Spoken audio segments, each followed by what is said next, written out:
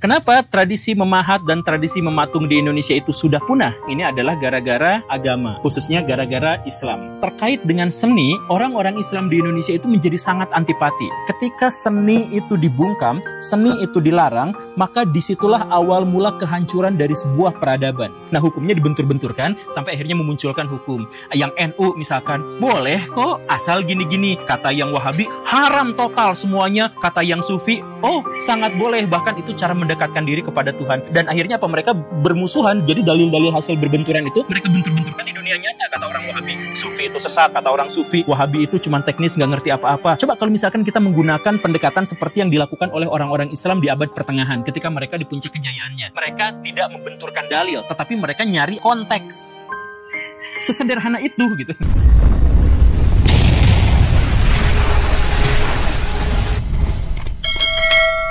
Baraya tentu saja pernah melihat gambar ini dan ini, dan ada begitu banyak gambar-gambar yang semacam ini.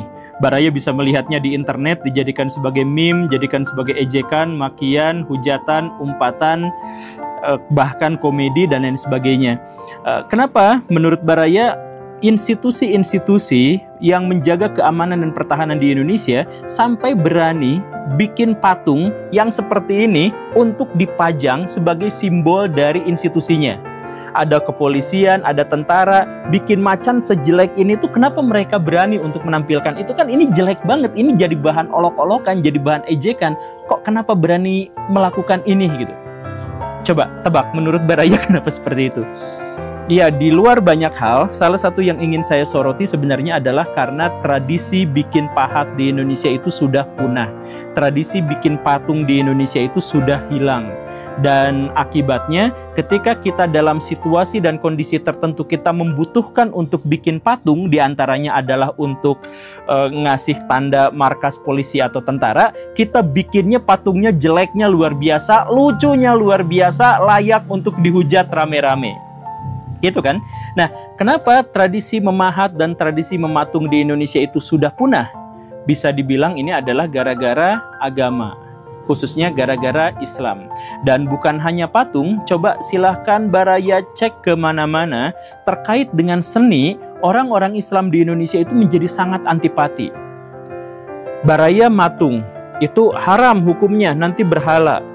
Baraya melukis, Baraya jago melukis, diberkahi oleh bakat yang luar biasa untuk menggambar dan melukis. Itu ketemu sama Ustadz, hati-hati, itu kan menggambar makhluk hidup, dosanya begini-begini-begini, itu haram dan sebagainya. Oke, Baraya ganti, bukan melukis yang realistis, melukis anime yang jelas nggak realistis, itu juga haram, tidak boleh seperti itu. Ya udah, Baraya sebenarnya sekarang punya bakat untuk cukur rambut, menyukur orang gitu ya. Hati-hati, sebenarnya gaya rambut di dalam Islam hanya begini dan begini, tidak boleh yang begini. Itu kan menyulitkan. Baraya punya bakat acting. Hati-hati, berakting itu sesungguhnya adalah berdosa, memerankan peran orang lain yang bukan milik kita, kemudian bikin sinetron, bikin sandiwara yang jelas plotnya itu adalah kebohongan-kebohongan. Itu juga tidak boleh. Aduh, Baraya bingung kan? Ya sudah, saya seni bela diri saja. Seni gelut-gelutan, saya mau jadi petarung di UFC. Ternyata itu juga tidak boleh. Karena apa? Haram mukul wajah orang lain dan sebagainya. Jadi Baraya mau jadi seniman apapun, di musik haram, di pahat haram, di seni bela diri haram, di seni cukur rambut juga haram. Semuanya diharamkan. Kok bisa seperti ini? Dan yang lebih parah lagi sebenarnya bukan hanya Baraya yang berhak mengeluh. Karena gini, ketika seni itu dibungkam, seni itu dilarang, maka disitulah awal mula kehancuran dari sebuah peradaban. Kenapa bisa seperti itu? Karena seni itu adalah ekspresi dari kinerja otak, ekspresi dari keinginan otak untuk menyeruak ke dunia nyata. Begitu, dan itu yang menentukan kecerdasan sebuah bangsa. Baraya bisa cek dalam sejarah, bangsa-bangsa yang besar itu bukan memulainya dari capaian teknologi yang luar biasa, bukan dari capaian ilmu pengetahuan yang luas, bukan. Mereka semua memulainya dari seni.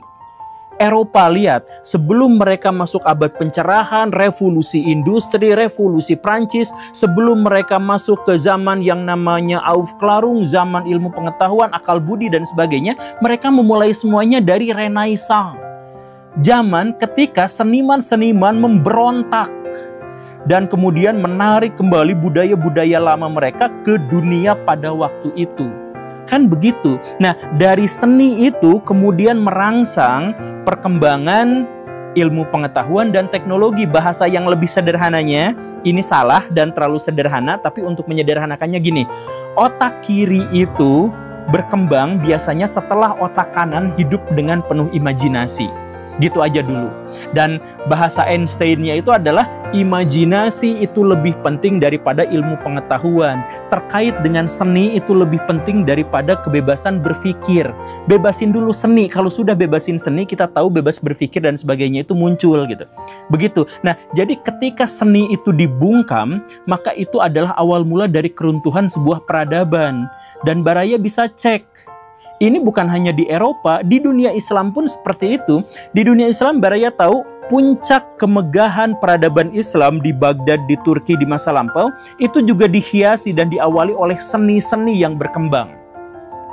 Baraya misalkan menganggap bahwa seni dalam Islam itu haram. Tapi coba lihat di abad pertengahan, seni musik bukan hanya berkembang, tapi dialah yang menjadi embrio bagi perkembangan seni musik sampai detik ini, sampai sekarang. Nama do, re, mi, fa, sol, la, si itu semuanya adalah nama-nama dari bahasa Arab, dari huruf Arab. Dal, ro, mim, fa, sol, itu kan semuanya dari huruf-huruf Arab yang diterjemahkan dalam bahasa modern. Kenapa bisa seperti itu? Karena di zaman itu musik Islam berkembang. Coba Baraya bayangkan tanpa tanda nagda seperti yang do, re, mi, fa, sol itu musik zaman sekarang kayak gimana? Itu semuanya sumbangsih dari orang-orang Islam abad pertengahan. Nah, lihat, di zaman pertengahan Islam maju, salah satu komponennya adalah seni yang berkembang. Sekarang ketika seni dilarang di mana-mana dalam kacamata Islam, misalkan kacamata agama, maka peradaban Islam runtuh dan mundur di mana-mana. Benar gak seperti itu? Iya benar. Nah, jadi gimana dong? Bukankah Islam benar-benar mengharamkan musik? Bukankah Islam sebenarnya benar-benar mengharamkan tarian, mengharamkan patung, mengharamkan lukisan, dan lain sebagainya? Tidak, Baraya, tidak seperti itu. Tidak ada pengharaman. Dalam Islam yang sebenarnya itu adalah netral. Yang membuatnya menjadi haram itu adalah cara berpikir kita atau cara interpretasi kita. Ini adalah pernyataan yang kontroversial mungkin di zaman sekarang, tapi kalau misalkan di zaman Islam abad pencerahan itu adalah sesuatu yang biasa aja. Jadi penjelasannya begini Baraya. Misalkan ya, seni musik. Dalam Islam, seni musik itu apa? Haram tidak? Tidak, netral. Karena apa? Karena Nabi kadang-kadang menganjurkannya, misalkan dalam walimahan, kadang-kadang membiarkannya, kadang-kadang mengharamkannya, mengaitkan dengan kemaksiatan-kemaksiatan seperti halnya judi, narkoba, dan lain sebagainya.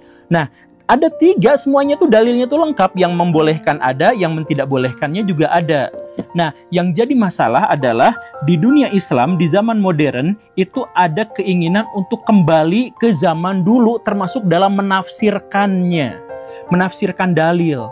Cara menafsirkan dalil untuk orang-orang Arab di gurun itu, caranya gini, ada dalil yang bertentangan, dibentur-benturkan semuanya, sampai akhirnya menemukan satu dalil yang sahih, yang lain diabaikan. Begitu. Nah, kenapa bisa seperti itu? Cara berpikir Arab gurun itu adalah cara berpikir biner. Kalau tidak A, ya pasti B. Tidak mungkin ada C, D, E, F, G. Tidak ada alternatif yang lain, tidak ada pilihan yang lain, tidak ada opsi yang lain. Kalau tidak hitam, ya pasti putih. Gitu mereka mikirnya tuh. Kenapa mereka mikirnya seperti itu? Karena mereka hidup di gurun pasir yang tingkat kematiannya itu luar biasa besar, yang tingkat resikonya hidup di sana juga terlalu besar.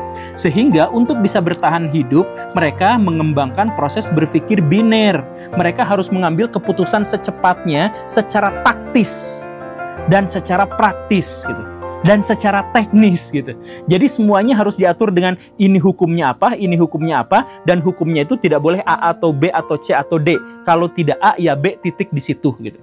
Jadi ketika ada hukum di zaman Nabi, Nabi pernah membolehkannya, Nabi pernah membiarkannya, Nabi pernah melarangnya. Orang-orang Arab nggak ngeh dengan ini tuh, realitas begini tuh nggak ngerti. Kok bisa ada 3 hukum sekaligus? Nggak mungkin 3 hukum sekaligus. Nah, hukumnya dibentur-benturkan sampai akhirnya memunculkan hukum.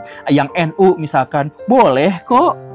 Asal gini-gini. Kata yang Wahabi, haram total semuanya, begini. Kata yang Sufi, sangat boleh, bahkan itu cara mendekatkan diri kepada Tuhan. Kok semuanya, dan akhirnya apa? Mereka bermusuhan. Jadi dalil-dalil hasil berbenturan itu mereka bentur-benturkan di dunia nyata. Kata orang Wahabi, Sufi itu sesat. Kata orang Sufi, Wahabi itu cuma teknis, nggak ngerti apa-apa. Dan begitu aja seterusnya gitu.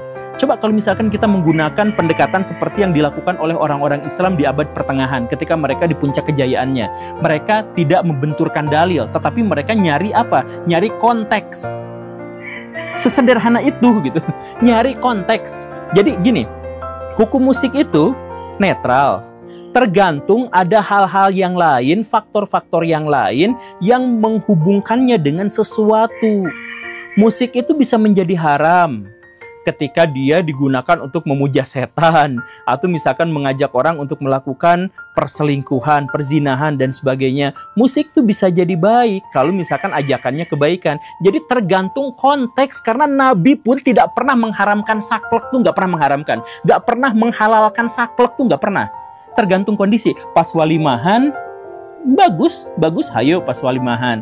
Pas misalkan dalam konser-konser dangdut apa segala rupa, nggak boleh, karena itu malah mengganggu orang lain. Sesimpel itu kan. Nah, termasuk juga dalam hal patung. Dalam hal patung banyak narasi-narasi yang mengatakan dalam Islam haram memahat untuk patung. Sebenarnya nggak juga. Apakah ada dalil yang membolehkan? Ada. Yang mengharamkan juga ada. Yang membiarkan juga ada.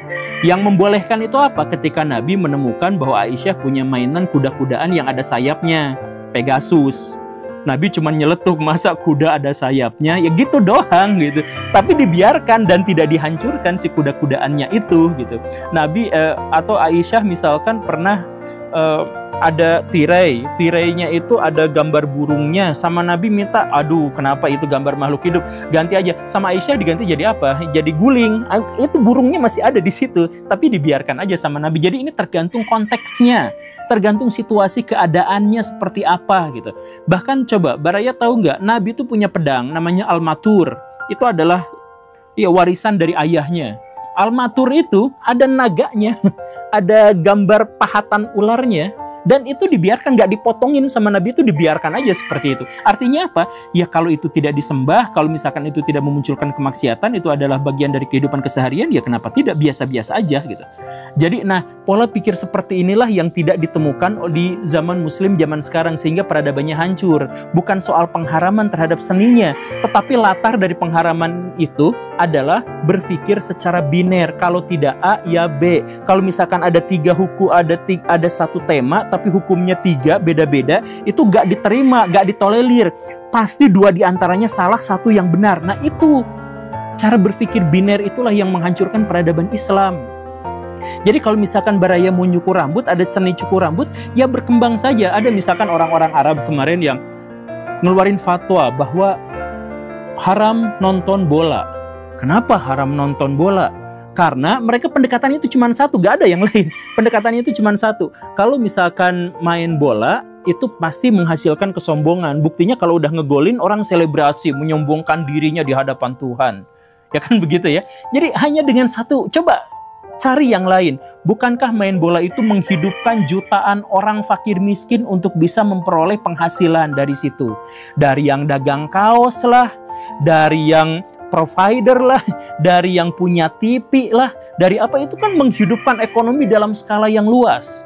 Kemudian ada sponsor di situ dan lain sebagainya. Bahkan pedagang-pedagang kaki lima di depan stadion itu juga dapat keuntungan dari pertandingan bola. Begitu kan? Kenapa itu nggak dihitung semuanya sebagai sebuah kebaikan? Dan ditambah lagi main bola itu akhirnya meredakan orang-orang yang lagi stres. Itu kan berarti pahalanya luar biasa banyak. Tapi ini mah saklek ditutup begini gitu. Karena hukumnya itu cuma satu. Hukum itu mutlak, tidak begini dan begitu. Nabi aja kadang-kadang membolehkan begini dan begitu.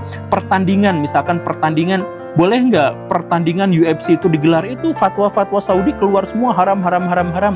Nah, gimana ceritanya? Kan pertandingan itu di zaman Nabi ada. Nabi pernah melakukannya? Iya. Nabi pernah mengatakan bahwa nonjok orang lain itu nggak boleh juga? Iya. Nah, tinggal semuanya itu dilihat dalam konteks yang holistik, yang luas, dilihat dalam kacamata yang lebih terbuka gitu, bukan yang membolehkan begini, yang tidak membolehkan begitu, lalu dibentur-benturkan. Dan akhirnya apa? Peradaban Islam itu berkembang berdasarkan perdebatan-perdebatan panjang yang sampai detik ini tidak pernah selesai. Debat musik itu halal atau haram, itu sampai sekarang 1500 tahun itu nggak pernah usai. Dan sampai sekarang ustadz-ustadznya itu masih berbenturan satu sama lain, saling menghujat satu sama lain, bikin kelompok semuanya. Dan salah satu yang lebih buruknya lagi apa? Salah satu yang lebih buruk setelah mereka kaum muslimin itu tidak akur, berbenturan satu sama lain, ustadznya berbenturan satu sama lain, berikutnya itu apa? Akhirnya kaum muslimin terjebak untuk melakukan dosa yang diharamkan. Salah satu dosa terbesar di antara kaum muslimin itu apa menurut Nabi? Yaitu mereka yang suka bikin aturan-aturan baru dan akhirnya membuat syariat itu menjadi sulit. Itu dosa terbesar kaum muslimin itu adalah kita mengajukan sebuah pertanyaan yang pertanyaan itu akhirnya menjadi sebuah syariah. Ini adalah dosa abadinya orang-orang Yahudi tapi diturutin sama orang-orang Islam.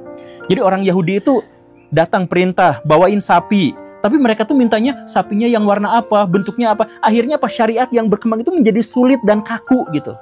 Gitu kan? Nah, itu yang dilakukan oleh kaum muslimin di zaman sekarang gitu. Kalau misalkan ada sesuatu, misalkan rokok. Rokok itu di zaman Nabi itu gak ada baraya, sama sekali gak ada yang namanya rokok.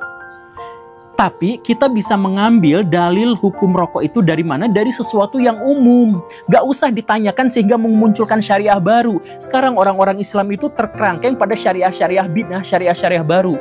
Ada fatwa hukum rokok haram. Lah dari mana? Kan di zaman Nabi gak ada. Yang ada itu adalah, misalkan ya, di zaman Nabi itu yang ada itu adalah yang merusak tubuh itu haram. Yang mengganggu orang lain itu haram. Dan itu bisa apapun. Rokok itu bisa jadi haram. Ketika apa? Mengganggu tubuh kita dan mengganggu orang lain bisa jadi haram. Bisa nggak jadi halal? Ketika dia digunakan sama kita untuk meredakan stres. Banyak kan orang yang reda stres atau reda kegugupannya itu gara-gara rokok. Ya akhirnya apa? Ya boleh. Nah, daripada hukum itu dibentur-benturkan dari asal-aslinya itu gak ada hukumnya, tapi kemudian dibuat ada, lalu dibenturkan, itu NU sama Wahabi sampai sekarang berperang, apakah rokok itu halal atau haram, berperang. Mereka itu akhirnya tidak suka satu sama lain, perpecahan umat terjadi, gara-gara mereka masing-masing bikin hukum, bikin aturan. Udah jelas, bikin hukum dalam Islam itu gak boleh gitu. Mereka malah bikin, udah jelas perpecahan dalam Islam itu nggak boleh, mereka malah melakukannya. Udah jelas asobiah itu nggak boleh, mereka malah melakukannya. Jadi semua yang dilarang dalam Islam justru malah mereka melakukan. Itulah akhirnya yang menyebabkan peradaban Islam menjadi runtuh. Kenapa? Kalau misalkan kita berpikir secara holistik gitu ya, bayangkan rokok itu menghidupi jutaan orang di Indonesia. Dan pajaknya itu bisa menghidupi ratusan triliun setiap tahun untuk negara. Bisa bikin buat jalan dan lain sebagainya. Bukankah itu sesuatu yang menguntungkan? Hanya gara-gara dalil kecil bahwa itu merusak kesehatan, lalu yang lainnya itu diabaikan? Kenapa bisa seperti itu? Ya karena berpikirnya biner. Dan kalau misalkan kalau Baraya mau misalkan ya, sebutkan saja bahwa daripada kita mempeributkan masalah hukum rokok itu apa, mendingan kita bukan bikin hukum, tapi bikin solusi. Apa itu? Ciptakan rokok yang tetap menyenangkan, tetap enak, tapi malah baik untuk kesehatan. Bisa nggak kayak gitu? Ya bisa lah. Tapi kaum muslimin nggak mau menemukan solusi itu. Daripada menemukan solusi seperti itu, ya mendingan Ustadz A dan Ustadz B bentur-benturan dan umatnya semuanya diajak bentur-benturan, dalilnya dibentur-benturkan, permusuhannya dibentur-benturkan sampai detik ini. Dan coba saya misalkan nanya sama Baraya, kalau misalkan hukum rokok itu haram, oke, saya juga sebenarnya bukan perokok. Dan saya tidak suka sama ada orang yang merokok di dekat saya. Dan saya kesel banget pengen nimpuk orang kalau misalkan di jalan raya orang-orang naik motor gitu, kemudian asapnya tuh ke muka saya gitu. Itu saya kesel gitu. Saya dalam konteks itu saya mengharamkan rokok karena apa? Ya karena dia mengganggu saya gitu. Kan mengganggu orang lain itu haram gitu. Nah, tapi kalau misalkan rokok itu haram karena merusak kesehatan, kenapa ulama-ulama itu tidak mengharamkan gula karena merusak kesehatan? Tingkat kerusakan kesehatan yang disebabkan oleh gula itu sama atau lebih besar daripada rokok. Kenapa mereka tidak mengeluarkan fatwa itu?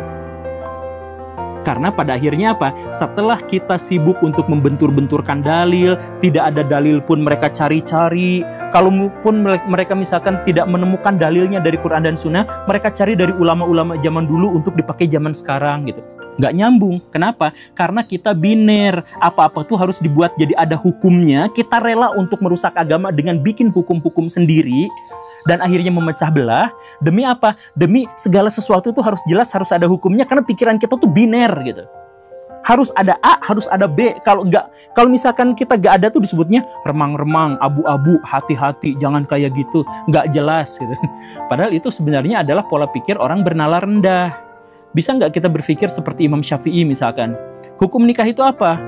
Ya banyak. Bisa wajib, bisa sunnah, bisa haram, bisa macem-macem.